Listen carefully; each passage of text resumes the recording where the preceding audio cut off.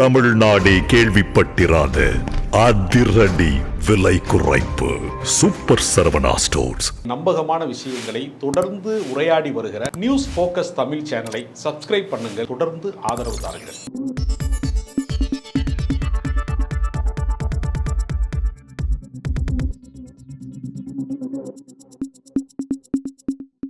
விஜயோட அரசியலுங்கிறது 100 நாள் வேலை திட்டம். ஏன் சார் அவ்வளோ குறைச்சி மதிப்பிடுறீங்க?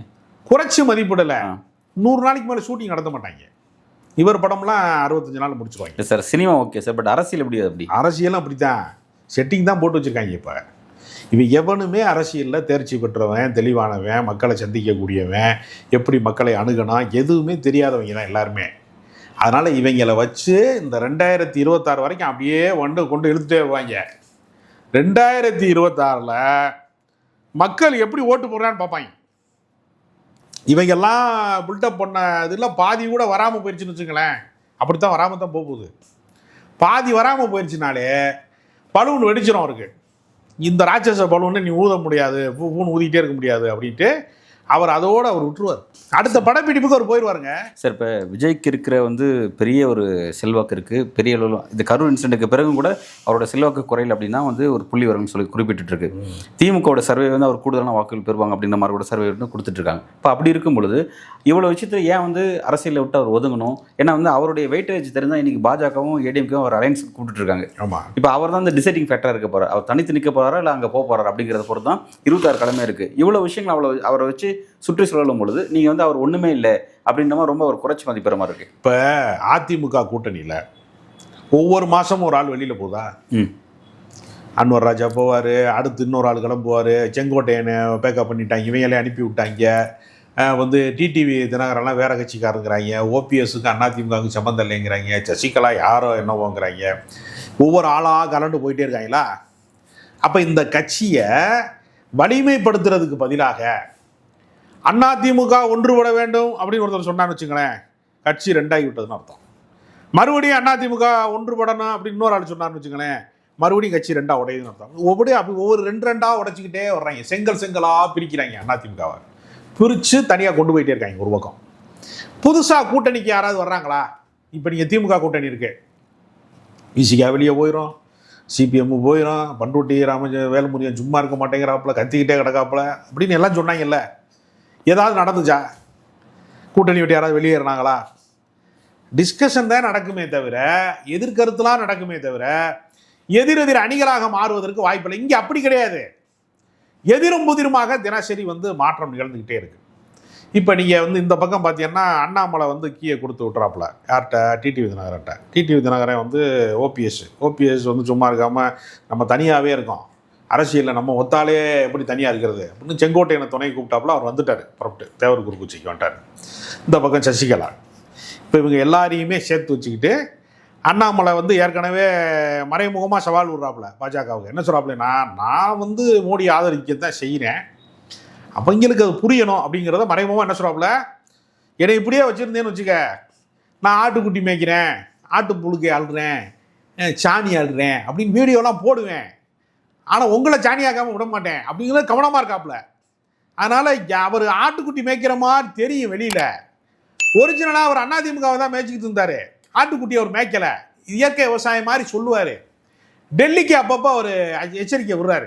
அமித்ஷா வந்தார்னா அண்ணாமலை சொல்லும் போது கைதட்டுங்கடாங்கிறாரு. நயினார் நாகேந்திரனுக்கு கனத்த நிசப்தம் மௌனம் நிலவுது. அப்போ அவர் ஒரு பக்கம் தூண்டி விட்டுக்கிட்டே இருக்காரு. தூண்டி விட்டுட்டு அவர் முக்கியமான ஒரு தகவலும் சொல்கிறாரு, நான் யாரையாவது தூண்டி விட்டுருக்கு, நானே எப்பயாவது தூண்டுவேன், நான் செய்வேன், நானே அது நம்மளை சார் அதெல்லாம் கேட்குறாரு. அண்ணாமலை அரசியல் புரிஞ்சிக்க முடியுது சார். அவரோட அரசியல் ஒரு அது இவங்க தானே பூரா அதிமுக காரங்க பூராமே ஒரு டீம் ரெடி பண்ணிட்டாங்க. இவங்க பூரா என்ன செய்ய போறாங்கன்னா, இந்த அகதிகள் முகாமில் இருந்து இவங்களை பூரா செலக்ட் பண்ணி கொண்டு போய் விஜய்கிட்ட கொண்டு விட போறாங்க. இப்போ யார்கிட்ட கொண்டு? டிடிவி தினகரன் விஜய்க்கு எதிர்பார்த்துட்டே இருக்கிறாரு. சரி, விஜயோட பேச்சுவார்த்தை நடத்துறதுக்கு ரெடியா இருக்கிறாரு.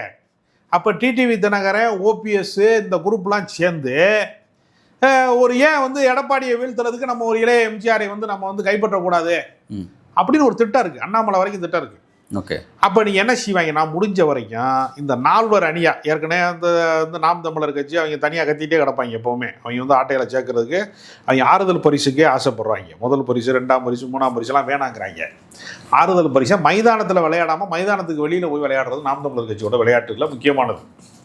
இப்போ நீங்கள் அதிமுகவுக்கும் திமுகவுக்கும் போட்டி அப்படிங்கிறப்ப அதை கடந்து 3வது ஒரு அணியாக விஜய் தலைமையில் டிடிவி தினகரன் இவங்கெல்லாம் சேர போகிறாங்க அப்படிங்கிறதுக்கு ஒரு பேச்சுவார்த்தை நடக்கிறது. இப்போ இந்த இடத்த வச்சு தான் வந்து அதிமுகவும் பாஜக காய் நகர்த்திட்டு இருக்காங்க. விஜய் இந்த பக்கம் கொண்டு வரணும் அப்படிங்கிறது அவங்க நோக்கமாக இருக்குது. ஆனால் இப்போ இது நீங்கள் சொன்ன மாதிரி இது அமைஞ்சதுன்னா இப்போ அவங்களால வர முடியாது. அவங்க வந்து இபிஎஸ் எதிர்த்து தான் எல்லாரும் வெளியே போயிருக்காங்க. நீங்கள் நிர்மல்குமார் பேட்டியில் தெளிவாக சொன்னார், கரூருக்கு முன்னாடி என்ன நிலைப்பாடோ அதே நிலைப்பாடு தான் எங்களுக்கு அப்படின்னு சொன்னார். அடுத்து என்ன சொன்னாங்க, விஜய் முதலமைச்சராக யார் ஏற்றுக்கிறாங்களோ அவங்களோட தான் கூட்டணி போவாங்க. அப்போ கூட்டணி வேணாங்கிற இடத்துல இல்லை. ஆனால் வேற யார் முதலமைச்சர் வேட்பாளர் இருக்கக்கூடாது. அப்போ எடப்பாடி பழனிசாமி தான் முதலமைச்சர் வேட்பாளர்னு சொல்லக்கூடிய இடத்திற்கு விஜய் ரசிகர்கள் வந்து விரும்ப மாட்டாங்க, தாவேக்கா விரும்பாது, நிர்வாகிகளும் விரும்ப மாட்டாங்க. ஏன்னா அவங்க வந்து ஒரு பில்டப்பை உருவாக்கியிருக்காங்க. ஒளி வட்டத்துக்கு தேவையான லைட்டெல்லாம் வச்சு பின்னாடி இருந்து பேட்டரிலாம் போட்டுக்கிட்டு எரிய வச்சுக்கிட்டு இருக்காங்க. டபக்குன்னு அதை அவங்களே ஆஃப் பண்ணிட்டாங்கன்னு வச்சுங்க, ஒளி வட்டம் வந்து அணைஞ்சிரும். அதனால 3வது அணியை உருவாக்குகிறாங்க. அது ஒன்றும் சந்தேகமே கிடையாது. அதனால் நிச்சயமாக வந்து விஜய் இவர்களாம் எல்லாரையும் ஒருங்கிணைக்கிற ஒரு கூட்டம் விரைவில் நடைபெறும்.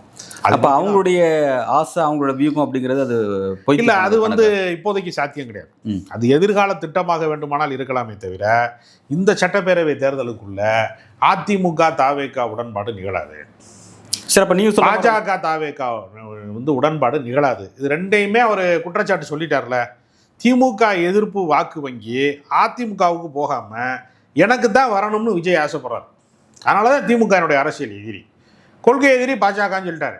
அப்போ பாஜகவுக்கு எதிராக அறிக்கையை மட்டும் வெளியிடுவார், களத்துக்கு போக மாட்டார். திமுகவுக்கு எதிராக களத்துக்கு போகிறதுக்கு திட்டமிட்டுக்கிட்டு இருக்காரு. சரி, ஆனால் வந்து நெருக்கடிகள் அவருக்கு அதிகமாகும் பொழுது வேறு எதுவும் ரைடு போன்ற நெருக்கடிகள் அல்லது சிபிஐ போன்ற நெருக்கடிகள், இதனால் வந்து அவர் எதுவும் அந்த அணி கொண்டு வர முடியாது. இல்லை, அது தேர்தல் நெருங்க அவங்க நெருக்கடியை வந்து அதிகமாக பண்ண முடியாது அவங்களால. தேர்தல் நெருங்க அவங்க என்ன செய்வாங்கன்னா, ஒரு புதிய கட்சியை வந்து ஏற்கனவே திமுக மேலே ஒன்றுமே செய்யாதப்பயே இவங்க பழி சாட்டினவங்க, உண்மையிலே செஞ்சோம்னா இவங்க ஊராக போய் இன்ஸ்டாகிராமாக போய் அழுவாங்க. அதனால் அந்த இடத்திற்கு உடனடியாக வந்து நகர மாட்டாங்க. இவரை கொஞ்ச நாள் இவருக்கு என்ன பலம் இருக்கிறது, இவருக்கு பின்னால் என்ன அணி இருக்கிறது, இவருக்கு பின்னால் என்ன மக்கள் சக்தி இருக்கிறது, வாக்கு சதவீதம் என்ன இருக்கிறதுன்னு ஒன்றை கண்டுபிடிக்கிறதுக்கான வாய்ப்பாக இவங்களே எக்ஸ்பெரிமெண்ட், இவங்க ஆளுக தானே, டிடிவிலேருந்து எல்லாமே இங்கேருந்து போனால் தானே. அதனால் ஒரு எக்ஸ்பெரிமெண்ட் அவங்க பண்ணி பார்ப்பாங்க. ஒருவேளை வந்து நாளைக்கு எடப்பாடி பழனிசாமி கடைசி நேரத்தில் நாடாளுமன்ற தேர்தலில் கரட்டி விட்டு ஓடியாந்தார்ல, அது மாதிரி ஒரு தில்லாலங்கடி வேலையை செய்யக்கூடிய ஒரு சூழ்நிலை வந்தால் என்ன செய்வது, ஒரு மாற்று ஏற்பாடு இருக்கட்டுங்கிறது விஜய் ரெடி பண்ணுவாங்க. அவங்க அதுதான் நடக்க போகுது. சரி, இப்போ நீங்கள் சொல்கிற மாதிரி வந்து இப்போ டைமென்ஷன் இப்படி தான் போகுது அப்படின்னா, அப்போ வந்து திமுகவுக்கு எதிராக ஈக்குவலாக கருதப்படக்கூடிய என்டிஏ அலைன்ஸுங்கிறது ரொம்ப பலவீனமாகிடுமே. வந்து பலவீனமாக தான் இருக்குது, இப்போவே பலவீனமாக தான் இருக்குது. இப்போ வந்து விஜயை வச்சு கொஞ்சம் பலப்படுத்த நினச்சாங்க. இப்போ அதெல்லாம் நடக்கல அப்படின்னா அப்புறம் வேறு யார்? இப்போ பாமகவும் உடஞ்சிருக்கு, தேமுதிகவும் அவங்களோட வாக்கு சதவீதம் குறைஞ்சிருக்கு. இப்போ இப்படிலாம் எல்லாருமே இருந்தாங்கன்னா அப்புறம் யார் தான் வந்து அந்த அணியில் சேருவாங்க? அது எப்படி திமுக வீழ்த்தும்? இல்லை, அதுக்கு தான் ஆள் வச்சுருக்காங்களே அவங்க. என்டிஏல வந்து கவலையே விட மாட்டாங்க. தமிழ்நாட்டில் இருக்கக்கூடிய அனைத்து ரெட்ருபேடு கட்சி நடத்துகிறோன்னா என்டிஏ கூட்டணின்னு இருக்கேன். ஏசி சண்முகத்தில் இருந்து, கிருஷ்ணசாமியில் இருந்து, ஜான் பாண்டியனில் இருந்து, புதுசாக வந்து லெட்ருபேடுக்கு பிரிண்ட்டு கொஞ்சம் பேர் கொடுத்துருக்குறாங்க. பிரிண்ட் வரலை, அச்சகத்தில் இருந்து வராமல் இருக்குது, பிரிண்டர்ஸ்லேருந்து. அவங்க பூராமே என்டிஏ கூட்டணி தானே. என்டிஏ கூட்டணி எங்கன்னா போனாலும் நீங்கள் என்னங்க பாரிவேந்தரை விடையா ஒரு பெரிய கூட்டணி வேணும் என்டிஏக்கு? எல்லாம் எஸ்ஆர்எம் பஸ்ஸிலேருந்து புதிய தலைமுறையிலேருந்து எல்லாமே அங்கே அவங்க தானே நடத்துகிறாங்க. அவன் தான் கூச்ச நாச்சம்லாம் சொல்லுவானே, 40 தொகுதியில் நாடாளுமன்றத்தில் நடக்குன்னா 36 தொகுதி வந்து என்டிஏ ஜெயிக்க போகுது, நான் பிஜேபி தான் ஜெயிக்க போகுதுன்னு அவங்க டிவியில் அவங்களே சொல்கிறாங்களே. அதனால் அதுக்கெல்லாம் செட்டிங் வச்சுருக்காங்க. அவங்களுக்கு ஓட்டு தான் விழுகாதே தவிர ஓட்டு விழுகும் சொல்கிறதுக்கு ஆள் வச்சுருக்காங்க எல்லா டிவிலையும். ஓகே சார், பட் வந்து end of the result election பார்க்கும்பொழுது வந்து அப்போ எனக்கு மீண்டும் ஒரு தோல்வி அப்படின்னா பாஜக பங்கெடுத்து தோல்வி. ஸ்டாலினை 2வது முறை முதலமைச்சராக்குவதற்கு, திமுகவை 7வது முறையாக அமைச்சரவையிலே அமர்த்துவதற்கு ரொம்ப அரும்பாடுபடுகிறது என்டிஏ கூட்டணி. இதில் என்ன அவங்களுக்கு என்ன சார் பெனிஃபிட்? ஆமாம், இந்த மாதிரி அரசியலை தப்பாக பண்ணி அதுக்கு அவங்க கடைசியாக நம்புறது தான் இந்த வாக்காளர் பட்டியல் திருத்தம். இதில் பண்ணால் தான் உண்டே தவிர எல்லா கூட்டணியும் கைவிடப்பட்டுடுது. தேர்தல் ஆணையம் தான் கடைசி கூட்டணி என்டிஏக்கு. அதில் தான் ஏதாவது யார் கொஞ்சம் பேரை நீக்கி சேர்த்துக்கு ஏதாவது குளறுபடி பண்ண முடியுமான்னு பார்ப்பாங்களே தவிர அவர்கள் அதிகாரத்துக்கு வரவே முடியாது. இப்போ இந்த கரூர் பிரச்சனை சம்மந்தமாக கரூர் பகுதியில் வந்து சிபிஐ விசாரணை செஞ்சுட்டு இருக்காங்க.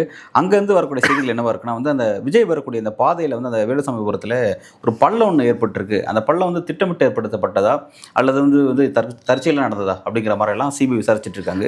ரெண்டாவது வந்து பல்வேறு கோணத்தை விசாரிக்கிறாங்க. ரெண்டாவது பார்த்தீங்கன்னா சிபிஐ அதிகாரிகளையும் இங்கே இருக்கக்கூடிய மாநில அதிகாரிகளையும் ஒருங்கிணைக்கிறதுக்கு இன்னி வரை தமிழக அரசு வந்து காமனான ஒரு அதிகாரி நியமிக்க அமைச்சிருக்காங்க. இதெல்லாம் வந்து பெரிய சர்ச்சையான விஷயமா வந்து சிபிஐ தரப்புல இருந்து ஒரு செய்திகள் வந்துட்டு இருக்கு. எப்படி பார்க்குறீங்க?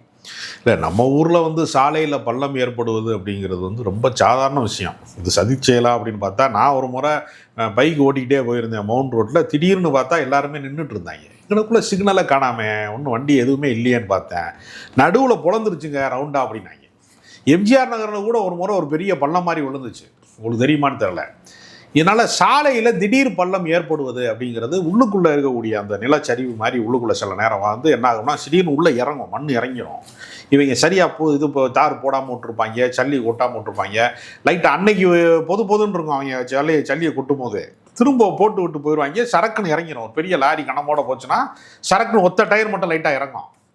இதையெல்லாம் வச்சு சதி திட்டம்னு வழக்கு போட்டால் தமிழ்நாட்டில் ஒரு 4000-5000 வழக்கு பதிவு செய்யலாம். அதுக்கு பெரிய வாய்ப்பு இருக்குது. அதனால் இதையெல்லாம் வச்சு ஜோடிச்சு ஒரு கதையை சொன்னோம்னா இன்ஸ்டாகிராமுக்கு வேணால் தீனி கிடைக்கலாம். மக்கள் இதை கண்டுக்கவே மாட்டான். ஏன்னா அவன் டெய்லி அந்த பள்ளத்தில் விழுந்து குதிச்சு விளையாண்டு தானே டெய்லி போகிறான். எல்லா இடத்துக்கும், பள்ளிக்கூடத்துக்கு, காலேஜுக்கு, ஆஃபீஸுக்கு, எல்லாத்துக்குமே அப்படித்தான் போகிறேன். காய்கறி கடைக்கு எல்லாத்துக்குமே போகிறேன். அதனால் சாலையில் பள்ளம் என்பது சகஜமான விஷயந்தான். அப்படி தான் நான் பார்க்குறேன். நெடுஞ்சாலைத்துறையில் அங்கங்கே சில இடங்களில் இருக்கும். சில நிலம் சார்ந்து இப்படி இருக்கும். சில பகுதியில் வந்து பள்ளமாக இருக்கும். சில பகுதிகள் வந்து ஏற்கனவே பள்ளம் பறித்து சரியாக பூசப்படாமல் இருக்கும். சரியாக தார் வந்து கொட்டப்படாமல் இருக்கும். அதனால் இதில் பூதாகரமாக கொண்டு வர்றதுக்கு ஒன்றும் இருக்க வாய்ப்பு இல்லை நான் நம்புகிறேன். இப்போ நீங்கள் ஃபைனலாக வந்து இந்த சிபிஐ விசாரணையால் விஜய்க்கு வந்து பாசிட்டிவ் சைன் இருக்குன்னு வாய்ப்பு இருக்குன்னு பார்க்குறீங்களா, அல்லது அவருக்கு எதிராக இருக்குன்னு வாய்ப்பு இருக்குல்ல? இது எப்படி நீங்கள்? இல்லை, ரெண்டுமே இருக்காது. ஆர்ட் அண்ட் டிராவலில் முடிஞ்சிடும். ஓகே, அப்படியே இழுத்துக்கிட்டே போவாங்க. தேர்தல் வரைக்கும் இழுத்துக்கிட்டே போய் விசாரணையை அவங்க ஒரு இறுதி கட்டத்துக்கு கொண்டு வர மாட்டாங்க. வாக்கு சதவீதம் வந்து விஜய் வந்து ஓரளவுக்கு திருப்திகரமான வாக்கு சதவீதம் 10 தாண்டிட்டாரு, 14% வந்துட்டாரு, 15% வந்துட்டாரு அப்படின்னா தீர்ப்பு வேற மாதிரி இருக்கும். வாக்கு சதவீதம் குறைய அவர் தான் குற்றவாளின்னு அறிவிச்சிருவாங்க. இல்லை, வாக்கு சதவீதங்கிறது எலெக்ஷனுக்கு அப்புறம் தானே சார் தெரியும் போது. ஆமாங்க, அது வரைக்கும் வழக்கு போகும்ல. சிபிஐ வழக்கு என்ன உடனே முடிக்க போகிறாங்க? இல்லை, ஆனால் வந்து வரக்கூடிய செய்தியில் என்னவா இருக்குன்னா வந்து வலதுசாரி பத்திரிகையில் எழுதப்படக்கூடிய விஷயம் என்னவா இருக்குன்னா, எலெக்ஷனுக்கு முன்பே ஒரு பிப்ரவரி மாதம் ஜனவரியிலேருந்து வழக்கு ஓரளவுக்கு ஒரு ஃபைன் டியூன் பண்ணி ஒரு சாதகமான ஒரு தீர்ப்பை கொண்டு வந்து அந்த தீர்ப்பை வச்சு ஒரு அரசியல் செய்யலாம். விஜய்க்கு எதிராக கொண்டு வரது மூலமோ இல்லை விஜய்க்கு ஆதரவு கொண்டு வரது மூலமோ ஒரு அரசியல் செய்யலாம் அப்படின்ற மாதிரியான விஷயங்கள் வந்து எழுதப்பட்டு இருக்கு. அதுக்கான வாய்ப்புகள் எப்படி இருக்குன்னு பார்க்குறீங்க? இல்லை, அப்படி ஒரு தீர்ப்பை வந்து ஒரு வேலை சாதகமான தீர்ப்பையே விஜய்க்கு தருகிறார்கள் என்றால் பொதுமக்கள் மத்தியில் அது விவாதமாக மாறும். அது அரசியலை பொறுத்தவரையில் உங்களை நம்புகிறவர்களுக்கான அரசியலை மட்டுமே நீங்கள் செய்ய முடியாது. உங்களை நம்பாதவர்களுக்கான அரசியல் ஒன்று இருக்குது. அதை தான் நான் அடிக்கடி சொல்வேன். தமிழ்நாட்டில் 6.5 கோடி வாக்காளர்கள் இருக்கிறாங்க. அதிகபட்ச விஜயை நம்பக்கூடியவர்களில் இளைஞர்கள் கூட்டம், புதிய வாக்காளர்கள் கூட்டம், இந்த பழைய அரசியல் கட்சிகள் வேணாம்னு விரக்தி அடைந்தவர்கள் கூட்டம்னு ஒரு அதிகபட்ச 50 லட்சம் வாக்காளர்கள் வைத்துக் கொண்டால் கூட 6 கோடி வாக்காளர்கள் விஜய்க்கு எதிராக தான் இருப்பாங்க. அதனால் விஜய் அரசியலை பொறுத்தவரையில் அது அதிகார மையமாக ஒரு நாளும் மாறாது. அவங்களுக்கு பர்சன்டேஜ் தான் அவங்க பிரச்சனையாக இருக்க போகுது. அதனால் அவங்க என்ன தான் ஸ்ட்ரெண்ட் அடித்தாலும் ஓங்கச்சி கூட்டம் உருண்டு வந்து பூரா சுருண்டு வந்து வெயிலில் சுருண்டு செத்தாங்க, தண்ணி இல்லாமல் செத்தாங்க, கஞ்சி இல்லாமல் செத்தாங்க, அவசர உதவி இல்லாமல் செத்தாங்க அப்படிங்கிறதுக்கு யார் பொறுப்பு அப்படிங்கிறத கட்சி கூட்டம் நடத்துகிறவன் தான் பொறுப்பு அப்படிங்கிறதுல ரெண்டாவது கருத்தே வராது. அதை மீறி அரசாங்கத்து மேலே வலிந்து நீங்கள் குற்றச்சாட்டு சொன்னால் திமுக அரசுக்கு தான் அது சாதகமாக வருமே தவிர ஒரு நாள் விஜய்க்கு வெற்றிகரமாக அது மாறாது. அவரை நம்புகிறவர்களுக்கு அது கொண்டாட்டமாக இருக்கலாம். அப்படி ஒரு தீர்ப்பு வந்தால் அவரை பின்பற்றக்கூடியவர்களுக்கு வேண்டுமானால் அது ஒரு சாதகமான தீர்ப்பாக தோற்றமளிக்கலாம். அரசியல் என்பது விஜயை நம்புகிறவர்களுக்கு மட்டுமல்ல, விஜயை நம்பாதவர்களுக்கும் சேர்த்து செய்ய வேண்டிய ஒன்று. அந்த இடத்தை விஜய் வெல்வார் என்று நான் நம்பவே இல்லை. நடக்க வாய்ப்பில்லை. நல்ல சார், நன்றி.